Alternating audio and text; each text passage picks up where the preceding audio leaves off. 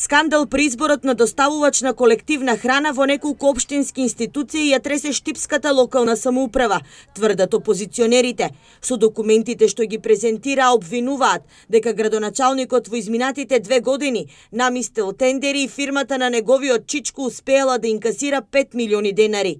Обелоденуваат дека белите пецева кои ги произведува фирмата Делукс се наменито во сите градинки и јавни предпријатија.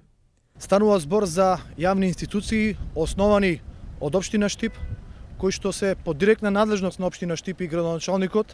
Имено градоначалникот ги има назначено директорите на тие институции. Еве ќе посочам само неколку. Тоа е градинката Астибо, градинката Вера Сервири Трена, јавното предпријатие ИСАР и многу други. Побаравме одговори од градоначалникот за скандалот со обрати со соопштение, во кое наместо да образложи како се избираат доставувачите на храна во јавните институции, тој удри по првиот опозиционер во градот. Документите денес ќе бидат доставени и до антикорупционерите, кои ќе треба да се изјаснат дали во овој случај штипскиот градоначалник Благој Бочварски ја злоупотребил својата функција.